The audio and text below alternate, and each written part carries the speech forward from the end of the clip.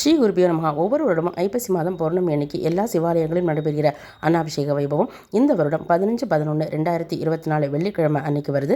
அன்னைக்கு உங்கள் ஊரில் உங்கள் பக்கத்தில் இருக்க சிவாலயங்களுக்கு சென்று நீங்கள் அன்னாபிஷேக வைபவத்தை தரிசனம் செய்து மகிழலாம். சிவலிங்கத்தின் மீது சாற்றப்பட்ட ஒவ்வொரு பருக்கையுமே ஒரு சிவலிங்கத்துக்கு சமம் அப்படிங்கிறதுனால அன்னைக்கு நீங்கள் அன்னாபிஷேகம் செய்யப்பட்ட சிவலிங்கத்தை தரிசனம் செய்யும்போது பல லட்சம் சிவலிங்கங்களை ஒரு சேர தரிசித்த புண்ணியம் நமக்கு கிடைக்கிறதுக்கு வழி செய்யுது. அதே போல் சிவாலயங்களுக்கு சென்று பால், பன்னீர் முதலான அபிஷேக பொருட்களை நீங்கள் அளிப்பதன் மூலமாகவும் உங்களுக்கு பல மடங்கு புண்ணிய பலன் அன்னைக்கு கிடைக்கும் அப்படிங்கிறது ஐதீகம். அன்னாபிஷேகத்துக்குரிய பச்சரிசியும் நீங்கள் அளிக்கலாம். இப்படி உங்களுக்கு பக்கத்தில் இருக்க சிவாலயங்களுக்கு சென்று தரிசனம் செஞ்சு வழிபட முடியாதவங்க வருத்தப்பட வேண்டாம். இந்த அன்னாபிஷேக வைபவத்தை உங்கள் வீட்டிலேயே நீங்கள் நடத்தலாம்.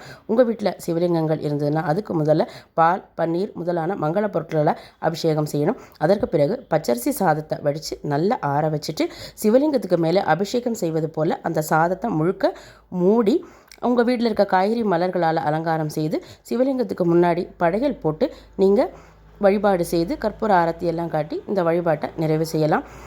அந்த அன்னத்தை அன்றைக்கு மாலை வரை அப்படியே வச்சுருந்துட்டு அன்றைக்கி மாலையில் அந்த அன்னத்தை எடுத்து சிவலிங்கத்தினுடைய கீழ்ப்பாகத்தில் இருக்கிற அன்னத்தை மட்டும் எடுத்து நீங்கள் தயிர் அல்லது நீர் கலந்து நீங்கள் சாப்பிடலாம். சிவலிங்கத்தினுடைய மேல் பாகத்தில் இருக்கிற அன்னத்தை எடுத்து காக்கை முதலான ஜீவராசிகளுக்கு நீங்கள் உணவாக்க தரலாம். இப்படி செய்வதன் மூலமாக நமக்கு வீட்டில் அன்னப்பற்றாக்குறை ஏற்படாது, மனச்சிக்கல்கள் நீங்கும், அன்னதோஷம் ஏதாவது இருந்தால் நீங்கும், சிவனருள் நமக்கு கிடைக்கும்.